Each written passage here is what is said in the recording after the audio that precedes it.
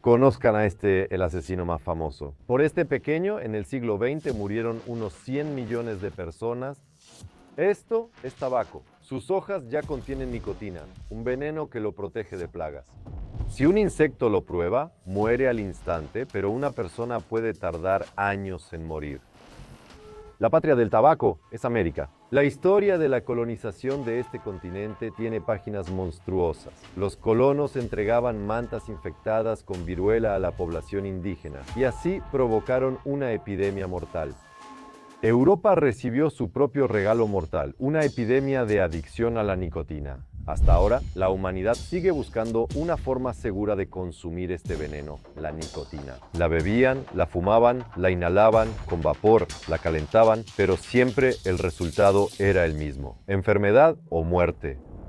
En esta película intentaré responder junto con ustedes a las preguntas. ¿Quién hizo que la humanidad se enganchara a los cigarrillos? ¿Por qué los adolescentes mueren después de dar solo una calada a un vapeador? ¿Y existe alguna forma segura de consumir nicotina? Vamos a tratar de entender esto y sumergirnos juntos en esta historia de engaño, o tal vez en el autoengaño.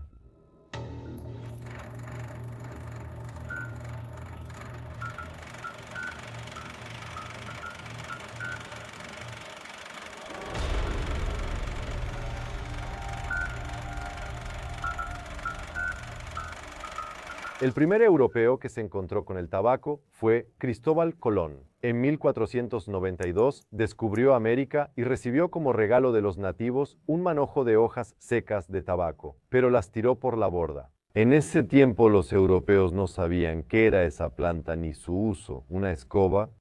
Pero el primer fumador de Europa fue Rodrigo de Jerez. Él llegó a las costas de América junto con Colón y Rodrigo resultó ser más curioso. Él observó a los indígenas que fumaban hojas de tabaco y adoptó de ellos ese hábito perjudicial, por el cual, por cierto, después pagó las consecuencias.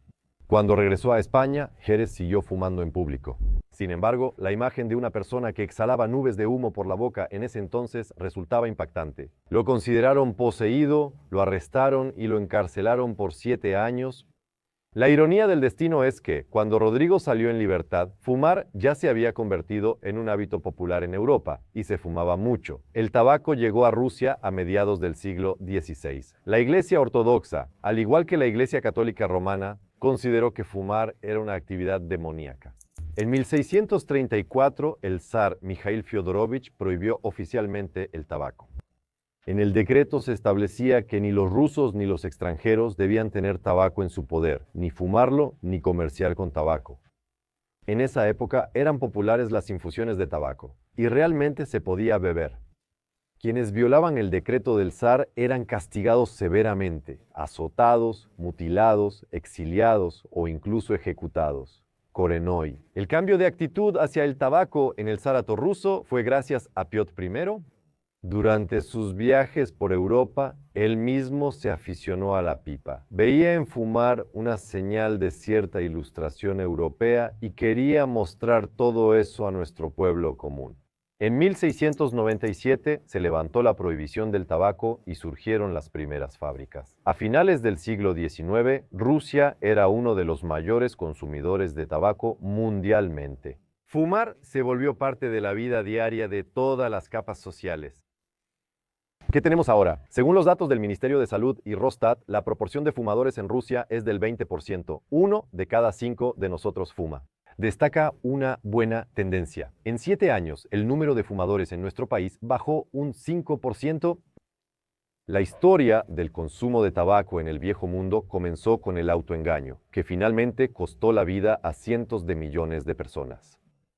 Al inicio, el tabaco se consideraba medicina y tranquilizante, no veneno. Y el primer europeo que afirmó que el tabaco era una medicina fue el explorador portugués Pedro Cabral. En 1500 desembarcó en lo que hoy es Brasil y describió cómo los habitantes locales usaban las hojas de esta maravillosa planta para tratar forúnculos y úlceras. 60 años después, el diplomático francés Jean Nicot le hizo un regalo trascendental a la reina francesa Catalina de Médici: una cajita de tabaco para esnifar y semillas. Este regalo se presentó como un remedio para la migraña. Y, por cierto, el hijo de la reina sufría de eso. Así fue como en Europa surgió la moda de tratarse con tabaco. Más tarde, en honor a Nico, la planta recibió el nombre científico de nicotina y el alcaloide extraído de las hojas fue llamado nicotina. Casi 30 años después, en los Países Bajos, se publicó un libro. Se llamaba La panacea vegetal y trataba sobre las propiedades medicinales del tabaco. Describía el tabaco como un remedio universal. Sí, hoy en día suena gracioso escuchar eso. Y pensaban que era capaz de curar una amplia gama de enfermedades, desde migrañas y resfriados hasta la peste y las úlceras. Después de la publicación del libro, el tabaco comenzó a recetarse oficialmente como medicina y se vendía en farmacias de toda Europa. ¿Se lo imagina? El tabaco se consumía en polvo para aspirar, como tintura, decocciones, ungüentos e incluso inhalaciones. Más tarde también se hicieron populares los enemas de tabaco, y con la ayuda de un tubo especial, el humo de tabaco se introducía en el recto. Los médicos de esa época pensaban que el humo del tabaco calentaba los órganos y estimulaba los sistemas respiratorio y cardíaco. Y en 1746 incluso se documentó un caso en el que un enema de tabaco ayudó a devolverle la vida a una mujer ahogada. ¿Se imaginan qué tontería? Aquí Los glúteos también están en el recto, ahí también hay vasos sanguíneos, eso fue hace mucho tiempo. La tarea es simple, me siento mal, le metes algo ahí, solo tienes que introducir algo en el recto en forma de alguna solución. Quizá te sientas mejor pronto. Por lo tanto, si afecta alguna enfermedad, la respuesta es no. En 1761, el médico inglés John Hill fue el primero en asociar el tabaco con el cáncer, al notar que quienes abusaban de él morían más por enfermedades desconocidas. En su libro Advertencia contra el uso excesivo de tabaco de rapé, Hill describió en detalle casos en los que este hábito dañino llevó al desarrollo de tumores, por ejemplo, en la nasofaringe o la cavidad oral. Pero esto no causó ningún impacto en la sociedad y la actitud hacia el tabaco no cambió en absoluto. ¿Y ahora acaso es diferente? Y solo después de 70 años, los químicos alemanes aislaron la nicotina pura de las hojas de tabaco. Esto permitió posteriormente estudiar el efecto de la nicotina en nuestro organismo. Y gracias a este descubrimiento, la humanidad finalmente pudo darse cuenta de que la nicotina causa una fuerte dependencia física y psicológica. La dependencia es intensa. El fumador enfrenta la abstinencia cada 2 horas, se elimina y regresa. Si no fuma, el organismo se desequilibra. La acetilcolina no sirve. Es urgente agregar nicotina al cerebro. Por sus consecuencias, la nicotina, luego el alcohol, ningún otro narcótico siquiera se le acerca. Hay 1.000 millones de personas adictas a la nicotina, menos al alcohol y por sus consecuencias también la nicotina. Enfermedad isquémica del corazón, infartos, derrames cerebrales, cáncer de pulmón 20-1. De cada 20 fumadores, uno desarrolla problemas. Aunque haya otros riesgos como armas, explosivos o asbesto, muchos solo fumaron en exceso. Enfermedad pulmonar obstructiva crónica, sí. La enfermedad de los fumadores es la enfermedad pulmonar obstructiva crónica, que puede manifestarse como enfisema, bronquitis obstructiva o asma bronquial. No importa. El cáncer de pulmón puede ser causado por carcinógenos y el tabaquismo prolongado. Pueden presentarse infarto de miocardio, accidentes cerebrovasculares y arritmias después. ¿Por qué ocurre esto? Como los vasos sanguíneos están dañados, también lo están los del corazón y las extremidades inferiores. Daño aterosclerótico en arterias de las extremidades inferiores. Por lo general siempre son fumadores con muchos años de experiencia. Así que, en su caso, el cáncer no se desarrolló o no vivieron lo suficiente para desarrollar cáncer debido a su enfermedad pulmonar obstructiva crónica, pero normalmente siempre tienen también aterosclerosis. Hay 2 problemas mortales. ¿De cuál morirá? No está claro, ¿verdad? Incluso el niño más pequeño sabe que fumar causa cáncer. Y todas las imágenes en las cajetillas de cigarros nos lo recuerdan constantemente. Pero pocos se han puesto a pensar en cómo sucede esto. Algunos sistemas del cuerpo necesitan renovación continua, como la piel, las células del tracto gastrointestinal, las vías respiratorias y el sistema genitourinario. su ácido desoxirribonucleico se duplica, es decir, ocurre una división. Es justo en esta duplicación cuando puede dañarse. Y la célula muta, y esta célula mutada, alterada, se convierte en cancerosa. Algunas sustancias causan mutaciones celulares. Los científicos las llamamos carcinógenos. Nutriólogos y médicos suelen hablar mucho sobre el daño que provocan. Hay una enorme cantidad de reels sobre los carcinógenos. Y son precisamente los carcinógenos los que aumentan la probabilidad de desarrollar células tumorales. Por eso cada día trabajo, veo a estos pacientes e intento ayudarlos. Y todos ellos alguna vez comenzaron su camino hacia nuestra cama de hospital, con algún hábito dañino y perjudicial. Algunas personas se enferman sin fumar ni beber, pero las estadísticas desfavorecen a los fumadores. La mayoría de mis pacientes fuman, aunque soy urólogo. ¿Creen que fumar solo daña los pulmones? No, fumar no solo afecta a los pulmones. Paradójicamente, la nicotina en sí misma no es un carcinógeno, es decir, no induce la aparición de células cancerosas, pero crea condiciones muy favorables para el desarrollo del cáncer. La nicotina es un procarcinógeno, estimula las células y les ayuda a dividirse más rápido, impide que mueran a tiempo, lo que aumenta su riesgo de convertirse en tumores malignos. Y por cierto, también suprime el sistema inmunológico, y precisamente el sistema inmunológico es el encargado de limpiar y eliminar todas las células dañinas del organismo. Disminuye su capacidad para detectar y eliminar células cancerosas a tiempo. La nicotina no es un carcinógeno puro, más bien es un conductor, aunque en ciertos casos sí lo es. Crea condiciones para que, por ejemplo, se desarrollen procesos oncológicos, sí, cáncer en general, para que se desarrolle el cáncer. Esto se relaciona con su influencia en los vasos sanguíneos y el sistema inmunológico. Este se debilita, aumenta la permeabilidad de los vasos y se favorece la inflamación crónica por falta de oxígeno o hipoxia. Al ingresar a la sangre, la nicotina se procesa en el hígado y por acción de enzimas hepáticas se generan 3 sustancias muy cancerígenas. No los voy a torturar ahora, simplemente escribiré sus nombres en algún lugar aquí a mi alrededor. Dato interesante, estas sustancias causan mutaciones y contribuyen a la transformación maligna de las células. Y además estimulan el crecimiento de tumores en los pulmones, el esófago, el páncreas y la vejiga urinaria. Como urólogo lo confirmo nuevamente. En la combustión del tabaco se generan más de 5.000 sustancias químicas. Más de 70 de ellas son cancerígenas y mutagénicas. A la vez, los cigarrillos modernos son más mutagénicos que los de antes, según varias observaciones. Porque la composición de los cigarrillos ha cambiado mucho. Se les agregan aditivos para que sea más fácil fumarlos, para que no tosan tanto. Se agregan aditivos que permiten que se fumen más rápido. Antes, la cantidad de cigarrillos que fumaban los fumadores era mucho menor.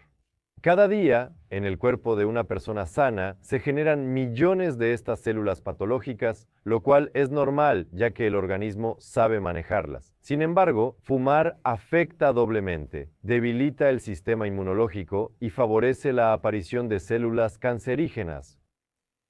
Respóndame una pregunta sencilla. ¿Por qué nosotros sabemos que fumar causa cáncer? No dejamos de fumar porque El cáncer es algo que le pasa a alguien más, a otra persona. No hay correlación, viven en el autoengaño.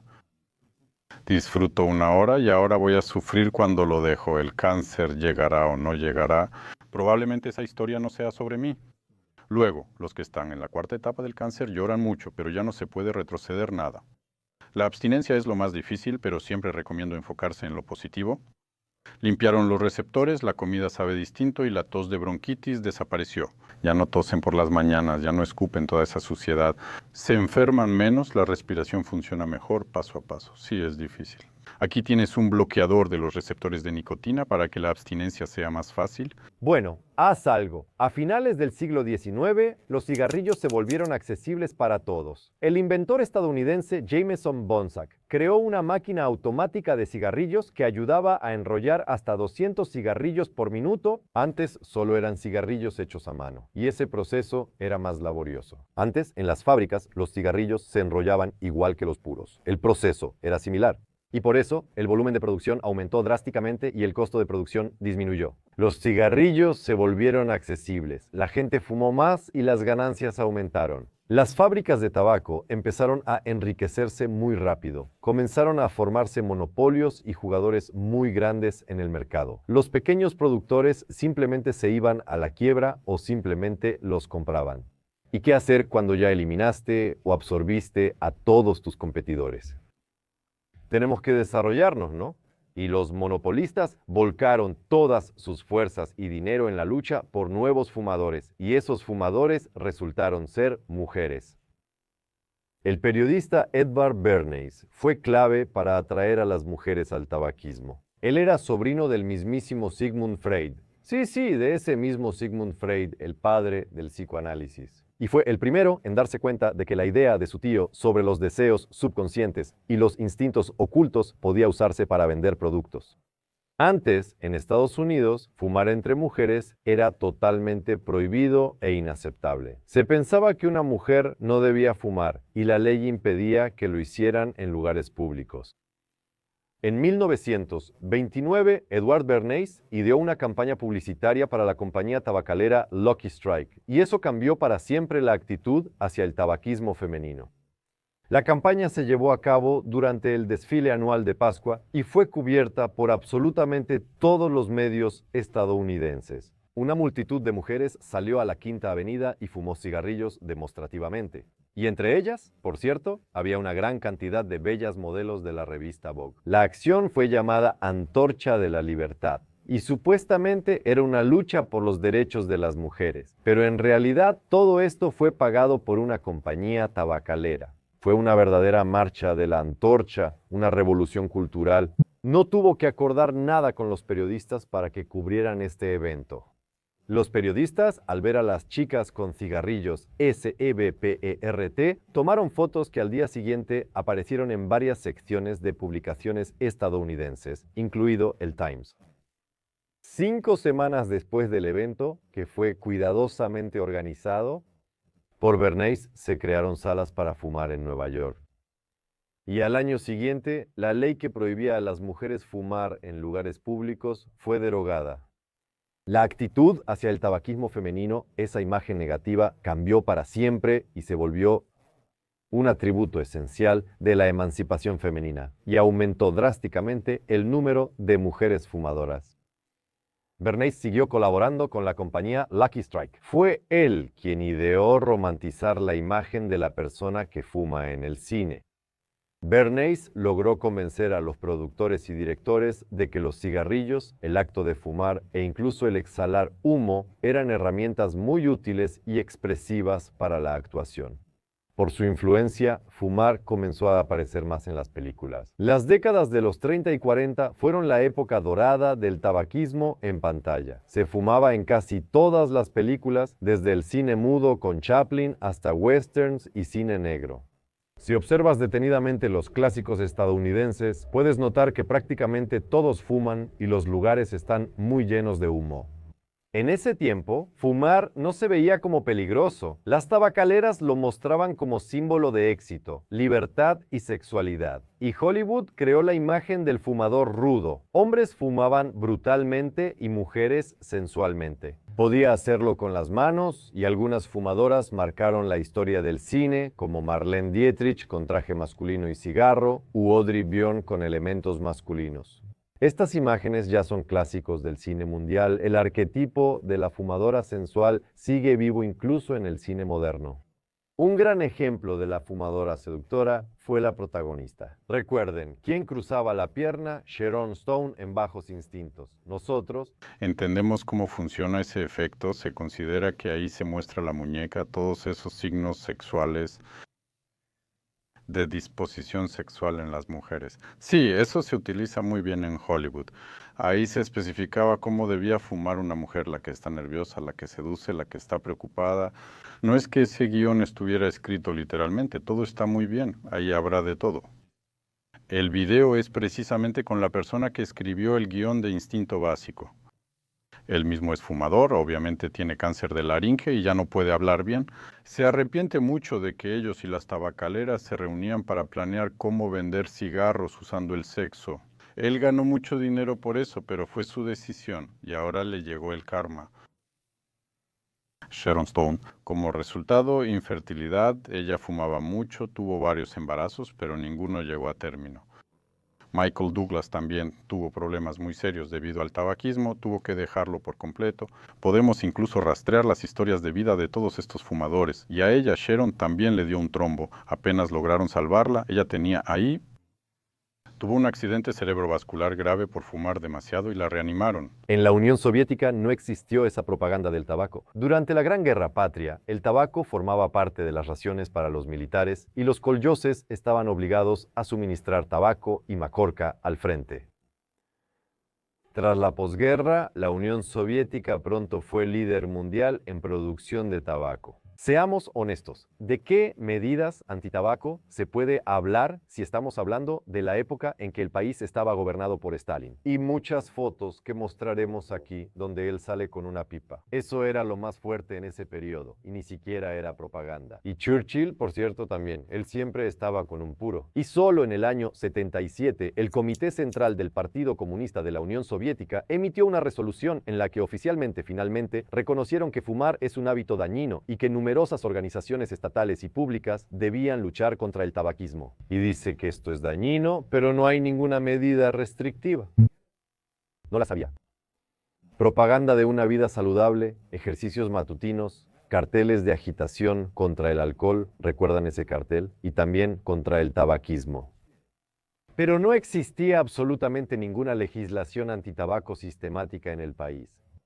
CIR terminó como el tercer mayor productor mundial de cigarrillos y cigarros. Por cierto, la industria tabacalera era una fuente importante de ingresos para el presupuesto estatal. Esto me recuerda mucho a la lucha de las abejas contra la miel. En el cine soviético, al igual que en Hollywood, también fumaban mucho y no había ningún tipo de advertencia. Recordemos la imagen de Faina Ranevskaya en el papel de primero. La pianista tocaba el piano, fumaba y al mismo tiempo lograba cantar. En el cine soviético también existe el arquetipo del fumador rudo. Recuerden a Gleb Seglov, interpretado por Vladimir Vysotsky, a Stirlitz, a Vyacheslav Tijonov y a mi Sherlock Holmes favorito, interpretado por Vasily Livanov. Decían que en la Unión de Repúblicas Socialistas Soviéticas no había sexo, pero las mujeres en el cine soviético fumaban sensualmente, imitando a las estadounidenses. Por ejemplo, Svitlitznaya en El brazo de diamante, cómo seducía. Recuerden a Nikulin.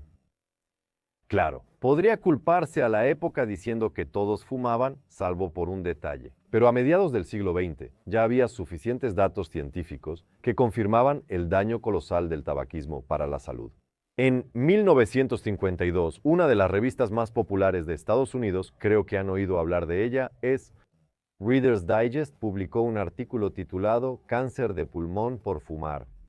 Esta publicación causó un verdadero pánico entre millones de fumadores estadounidenses y los directivos de las principales compañías tabacaleras se reunieron y elaboraron un plan para proteger la reputación de la nicotina. Uno de los puntos principales de esta estrategia fue patrocinar investigaciones que afirmaran que la nicotina no era tan dañina. Y empezaron a financiar tales estudios para crear una discusión científica en torno al tabaquismo, para que los científicos dijeran que no todo era tan claro, y así fue como surgió el lobby tabacalero. Más tarde, en los periódicos, se publicó una declaración franca dirigida a los fumadores con ese nombre. Y ahí se afirmaba que la industria actuaba con las mejores intenciones, que nunca lanzarían un producto que, aunque fuera en un 1%, pudiera empeorar su salud. Gracioso, ¿verdad? En 1954, los científicos británicos Richard Doll y Austin Bradford Hill demostraron científicamente por primera vez la relación entre fumar y el cáncer de pulmón. Este estudio impactó tanto al público como a la comunidad científica. Las compañías tabacaleras se alarmaron, pero rendirse no pensaban hacerlo. Temiendo el colapso del mercado, los fabricantes empezaron a buscar urgentemente una solución segura que tranquilizara a los consumidores. Esa solución fue el filtro. Ese mismo año, la compañía British American Tobacco lanzó los cigarrillos Kent con filtro y empezaron a publicitarlos como el mayor avance en la historia del tabaquismo. La campaña publicitaria hizo hincapié en la protección de la salud, aunque la eficacia de esos filtros era sumamente dudosa. Pero ya al año siguiente, las ventas de cigarrillos con filtro en Estados Unidos superaron por primera vez en la historia las ventas de cigarrillos sin filtro. En la Unión, los primeros cigarrillos con filtro aparecieron hasta 1966, fueron los cigarrillos Shaba. Los filtros surgieron por tendencias mundiales. Seguíamos esas tendencias y nuestros médicos reconocían los daños del tabaco. Además, la filtración se veía como una mejora en la calidad de los cigarrillos. El filtro ofrece cierta resistencia y ahí está la ironía, porque tienes que hacer más esfuerzo, es decir, debido a la resistencia inhalas más humo y en consecuencia la superficie de exposición aumenta. Las personas que no están familiarizadas con el tema en sí, al analizar el daño de fumar, algunos creen que si el filtro está amarillo, todas las resinas quedaron ahí. Excelente, es humo purificado e inofensivo. Bueno, están equivocados, lamentablemente, porque el filtro, por supuesto, no es capaz de atrapar partículas tan pequeñas. Algunas grandes sí se quedan, pero todo lo demás pasa tranquilamente. Tengan la seguridad, en general esto no lleva a ninguna mejora. Actualmente está comprobado científicamente que los filtros no hacen seguro fumar. Antes, los fabricantes decían que reducían el alquitrán y otras sustancias tóxicas. Por cierto, también decían que eso evitaba que las partículas de tabaco llegaran a los pulmones, pero eso no es cierto. Los cigarrillos con filtro siguen siendo igual de peligrosos debido a la resistencia que crea el filtro. Los fumadores inhalan más profundamente, lo que aumenta significativamente la penetración de componentes tóxicos en las partes periféricas, en las zonas más pequeñas de los pulmones.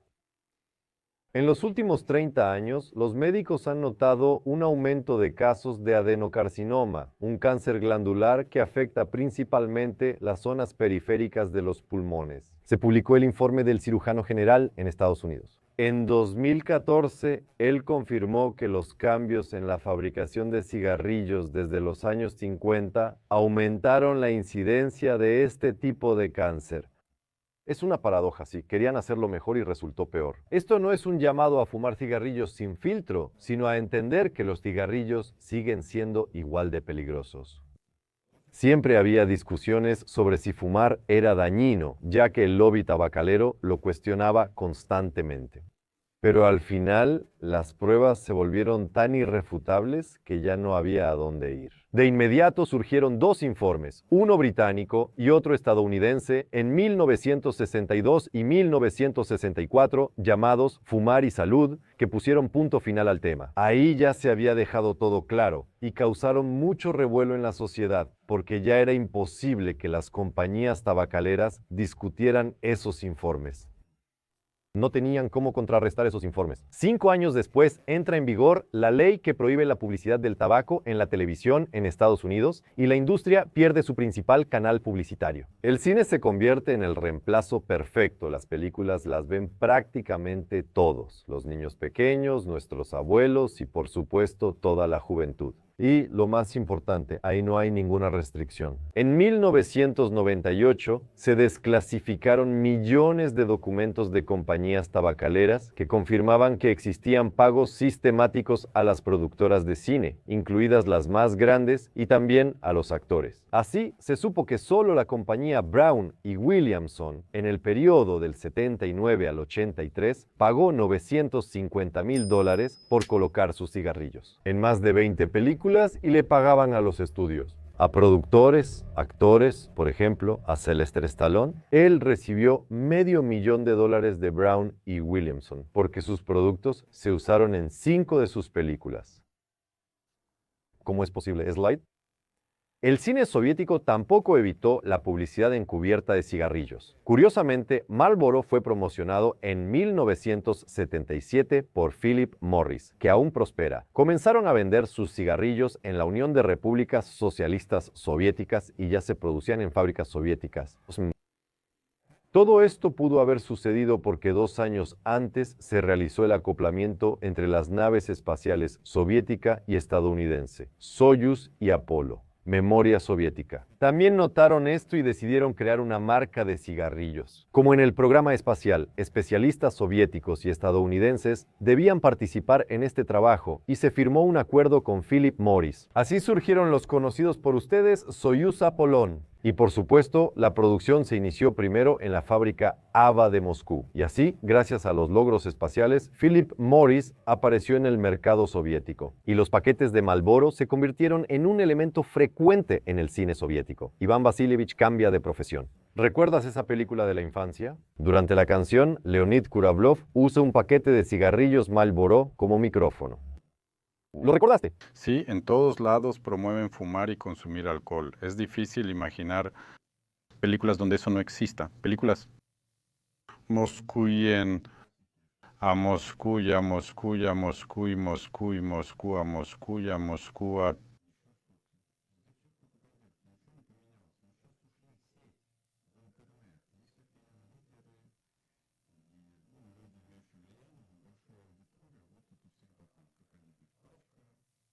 tipos de Baby Dean. Tras la desintegración de la Unión, se interrumpió el suministro de materias primas importadas y cerraron la mayoría de las fábricas de tabaco. El déficit de cigarrillos llegó a 60.000 millones de unidades. En las ciudades surgió una epidemia de disturbios. En Perm, fumadores bloquearon una calle, detuvieron un tranvía y fueron al comité ejecutivo de la ciudad. En Sverdlovsk y Moscú, manifestantes bloquearon carreteras y detuvieron el transporte.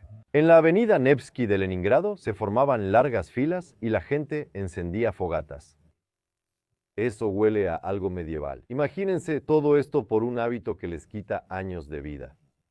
Entonces, en los años 90, las compañías tabacaleras extranjeras inundaron el mercado ruso y junto con ellas llegaron nuevos métodos de promoción del tabaco. En ese entonces, Dorenko contaba que una compañía se le acercó y le ofreció decenas de miles de dólares. Simplemente, si en sus programas decía, bueno, fumar claro que es dañino, pero da empleos, ayuda a la economía y demás, solo por una frase, ni siquiera tienes que tener nada sobre la mesa. Son personas tan calculadoras. Tenemos un lobby tabacalero enorme, no van a prohibir nada, ni los vapeadores, nada. Habrá aún más, no van a prohibir nada. Van a decir lo dañino que es, como les preocupa la salud de los niños, pero van a seguir envenenando con el doble de fuerza. En el mercado ruso hay cigarrillos de producción nacional, pero con una pequeña salvedad. Prácticamente todas las fábricas de tabaco pertenecen a monopolios extranjeros. Los ingresos por impuestos especiales al tabaco en el presupuesto nacional siguen aumentando. En 2023, los ingresos por venta de cigarrillos superaron los 750.000 millones de rublos. Para 2026 se espera que superen el billón. Desde los años 2000, el gobierno aplica una política antitabaco. Prohibieron vender tabaco a menores de 18 años y piden identificación. Y, por cierto, realmente limitaron la publicidad. Prohibieron la venta de cigarrillos en instituciones educativas, en instituciones médicas y culturales. Prohibieron fumar en los aviones. Viví épocas cuando los aviones tenían ceniceros en los descansabrazos. Si también lo viviste, recuérdalo y escríbelo. Con la cola del IL-BM. Los últimos asientos eran para fumar. Todo ahí era de color marrón, todo el techo. La gente fumaba justo en la cabina. Ahí estaban esas ceniceras, justo ahí, de color amarillo como un buen filtro. Olía horrible ahí. Estaba bien, no pasaba nada, pero lo prohibieron y todo mejoró.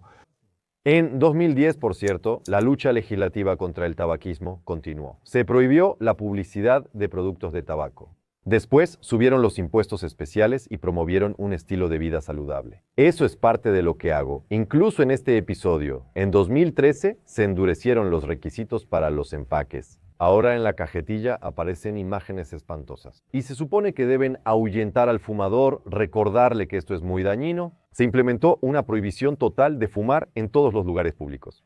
Antes, en los restaurantes, recuerden, se fumaba absolutamente en todas partes. Ahora, en los restaurantes, cafés y en el transporte ya no se puede llevar cigarrillos ni está permitido fumar. ¿100? El daño es total. Dejemos de hacer esto. Esa es la prevención. Lo demás, como lo dañino, solo son películas. Dibujemos la impotencia en el paquete. Él dice, dame ese paquete con impotencia, por favor. Me siento como zombie, llevo 2 horas sin fumar y me siento mal. Aquí todas las drogas no generan una dependencia al 100%. Sí, solo tienen diferente grado de potencial adictivo. Las modernas de diseño, casi de inmediato porque las experiencias eufóricas, psicoestimulantes e hipotogénicas son muy intensas y enganchan al instante. El alcohol genera dependencia con menos frecuencia, influye en predisposición y otros factores. Lo mismo la nicotina. Si aguantas un poco, la dependencia es bastante fuerte. El fumador está todo el tiempo lidiando con su periodo de abstinencia. Con las prohibiciones, la pipa de agua ganó popularidad y también se le llama shisha. En el extranjero, en 1991 a los rusos se les permitió viajar libremente al extranjero. Nos encantó de inmediato. Recuerden, nuestros destinos más populares, Turquía y Egipto. De esa shisha, de esa pipa de agua, adquirimos ese mal hábito. El auge del interés por la pipa de agua comenzó en los 2000 y la industria sigue creciendo. Existe el mito de que la pipa de agua es más segura que los cigarrillos porque el agua limpia el humo y no causa adicción, pero esto es falso. Durante una sesión de 1 hora, los aficionados a la pipa de agua hacen alrededor de 100 inhalaciones, mientras que al fumar un cigarro se hacen entre 10 y 15. Esto significa que en una sola sesión, el usuario de pipa de agua consume nicotina equivalente a 3 cajetillas de cigarrillos. El humo de la pipa de agua contiene mucho monóxido de carbono. Con la pipa de agua todo es sencillo. Hay diferentes tipos de cigarrillos y pipas de agua. Por ejemplo, la pipa de agua tiene diferentes tipos de cigarrillos. Continuará. Continuará.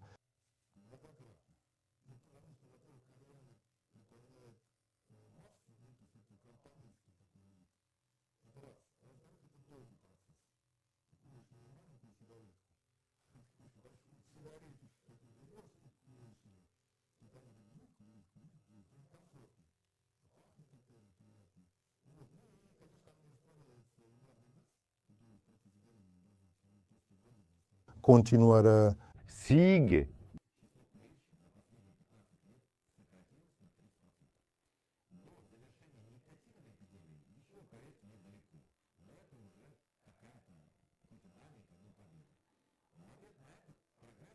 La continuación sigue.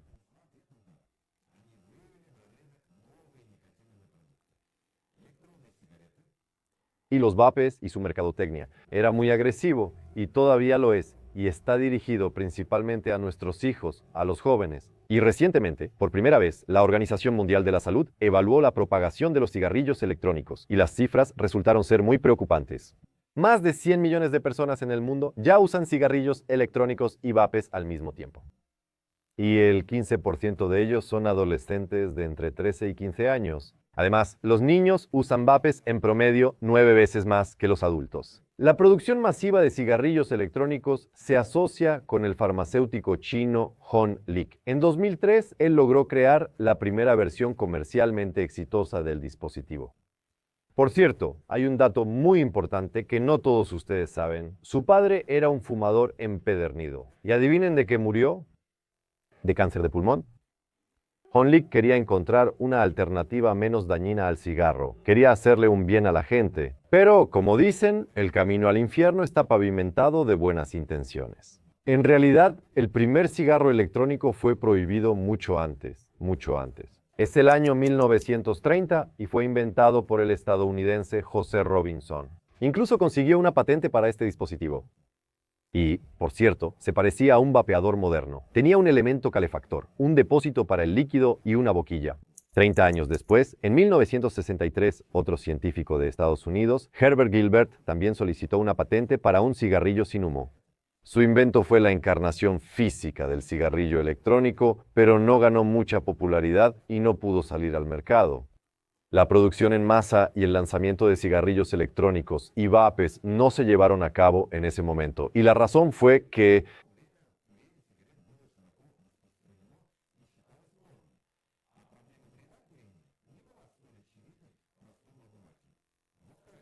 los cigarrillos electrónicos no inspiraban confianza en consumidores ni inversionistas. Competir con la industria tabacalera era muy difícil. El lobby era muy fuerte y no prestaban atención al dispositivo. Y ahora, Cuando el consumo de tabaco está disminuyendo gracias a la información y a las medidas antitabaco, recuerden, 30%, es el momento perfecto para empezar a impulsar un nuevo mecanismo y lanzar al mercado una nueva novedad, como en su momento lo fue el filtro, que hacía que fumar fuera seguro. Así se atrae a una nueva audiencia, especialmente adolescentes.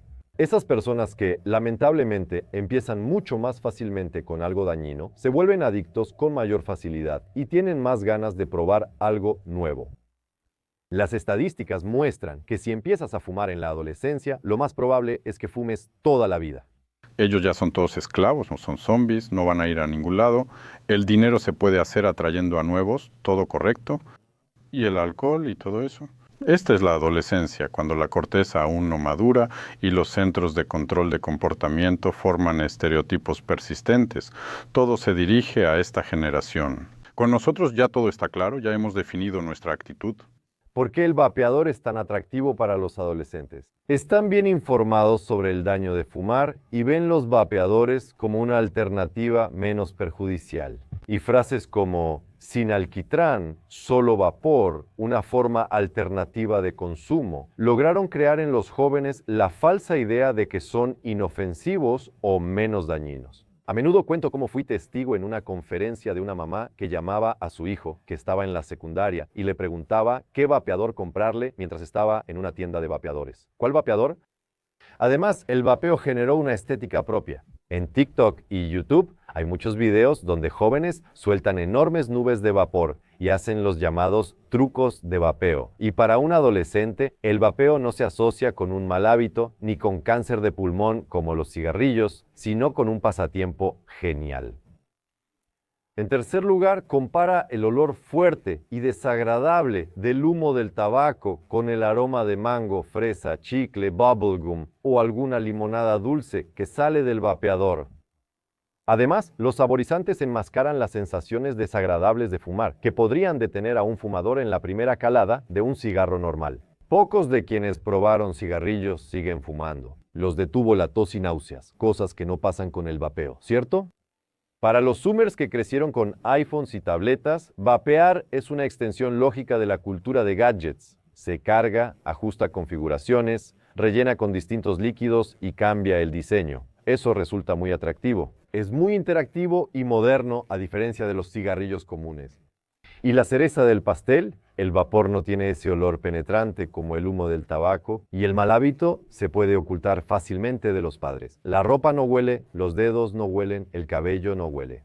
Sí, es una estrategia de mercadotecnia. Ahí hay un aerosol, no se calienta hasta 800 grados, hay menos carcinógenos y el sistema de filtrado es mejor. Ya lo vendieron todo y otra vez va para los jóvenes. Es un dispositivo técnico, ¿no? Y ajústalo a tu gusto, regula la cantidad de vapor, elige el aroma.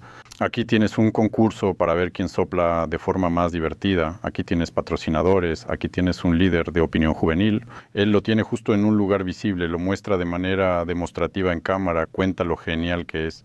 Es una estrategia de marketing muy poderosa. Puntos de venta atractivos, vendedores jóvenes y guapos. ¿Fuma usted? ¿Sabe que es dañino? El vapeador es menos dañino. ¿Quiere probarlo? ¿Qué aroma prefiere? Es algo serio. Estrategia. Inhalar muy bien pensado. Los adolescentes de todo el mundo realmente se han metido en el vapeo. En solo 4 años, las ventas de vapes y cigarrillos electrónicos en Rusia aumentaron 9 veces. Junto con el aumento de las ventas, los médicos empezaron a registrar cada vez más casos de hospitalización con graves daños pulmonares y aparecieron nuevas enfermedades que antes la medicina no conocía. Una de esas enfermedades es la lesión pulmonar asociada al uso de cigarrillos electrónicos o vapeo o lesión pulmonar asociada al uso de cigarrillos electrónicos o vapeo. Es una lesión pulmonar aguda que está relacionada con el uso de vapes. No cigarrillo, sino vapes y cigarrillos electrónicos. Igor, ¿el suyo? El suyo, su inflamación más fuerte. Esto hacía que parte del tejido pulmonar quedara fuera de la respiración, alterando el intercambio de gases en gran parte de los pulmones y causando insuficiencia respiratoria. Hace 5 años hubo un brote de esta enfermedad en Estados Unidos y casi 3.000 personas fueron hospitalizadas, de las cuales 68 fallecieron, muchos eran jóvenes. Otro peligro es la llamada pulmón de las palomitas o bronquiolitis obliterante. Es una enfermedad crónica en la que las pequeñas vías respiratorias de los pulmones se inflaman y se llenan de cicatrices. Es decir, pierdes parte de tu árbol respiratorio y este proceso es irreversible. No se puede revertir ni recuperar tu pulmón. La principal causa de esta enfermedad es el químico diacetilo, que a menudo se añade a los aromatizantes para vapeadores. A diferencia de la lesión pulmonar asociada al uso de cigarrillos electrónicos o vapeo, el pulmón de palomitas de maíz se desarrolla muy lentamente. Aún no existen estadísticas precisas de mortalidad por esta causa. En los últimos 5 años, también hubo casos graves y mortales entre adolescentes vapeadores en Rusia. En 2021, en Moscú, un estudiante fue hospitalizado en estado grave con insuficiencia respiratoria aguda. Los médicos dijeron que tenía lesión pulmonar asociada al uso de cigarrillos electrónicos o vapeo. Durante mes y medio antes de ser hospitalizado, él usaba vapeadores activamente. En 2023, en Moscú, una alumna de noveno murió tras fumar un cigarro electrónico. Este es un tipo especial de fumar, ante todo, peligroso para los jóvenes. Pero esto no son cigarrillos. Así que si no son cigarrillos, entonces no hace daño, entonces se puede fumar. Y tú, con todos esos elementos de adolescencia y maduración, ¿por qué no fumar con los amigos? Es genial, ¿no? Ahí está el gran peligro, porque claro, ahí no hay ese tipo de advertencia.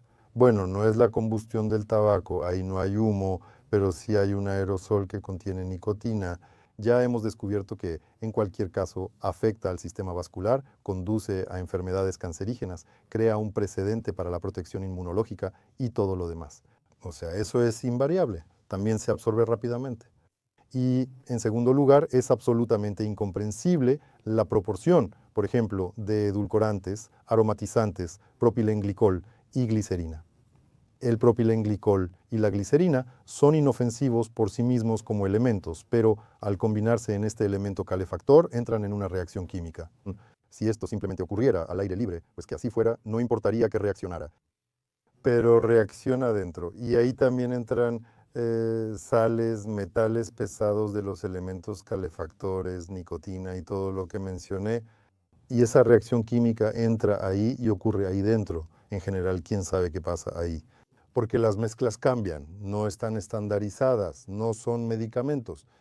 Tomen tantos miligramos de esto, aquello, pesemos y hagamos todo eso. Así es. En adolescentes de 14 años será de una forma, en adultos de otra y en mujeres diferente. Eso ya no es un medicamento, eso es un juego que parece inofensivo, pero en realidad conlleva una amenaza potencial muy grande. La manifestación, por ejemplo, de una enfermedad como Bali, bueno, literalmente no es una enfermedad en los Estados Unidos que ha causado la muerte de personas. Hospitalizaron a más de 2.000 personas, la mayoría jóvenes. Simplemente en esa mezcla cayó acetato de vitamina E y ahí había un componente cannabinoide. ¿Ok? Digamos que ellos dijeron que sí, que está relacionado precisamente con esos dos elementos. Pero ¿quién garantiza que no vaya a caer otra cosa? ¿Entienden que esto es un evento accidental? En ese aerosol pueden ocurrir eventos accidentales, quién sabe cuántos. Eso provocó la muerte rápida de jóvenes. Eso no ocurrió con el tabaco. Es decir, para morir de enfermedad pulmonar obstructiva crónica, tienes que fumar durante 20 o 30 años. Bueno, ahí al menos en algún momento puedes madurar y pensar, ya no voy a fumar y está bien. Pero aquí fumas 1 o 2 veces y terminas en terapia intensiva. Bueno, digamos, no sobreviviste, gracias a Dios, o no sobreviviste. Así es la historia. En Rusia por fin se debate seriamente prohibir totalmente los vapes. La Duma estatal analiza prohibir por completo su venta. Mientras tanto, el Ministerio de Finanzas ha desarrollado enmiendas a la ley sobre la concesión de licencias para el comercio de productos de tabaco y nicotina. Si se aprueban, las autoridades regionales tendrán el derecho de prohibir por sí mismas la venta de vapes y líquidos para ellos en su territorio. Los sistemas para calentar tabaco, como IQOS, están legalmente equiparados a los cigarrillos, así que por ahora no se debate prohibir su venta.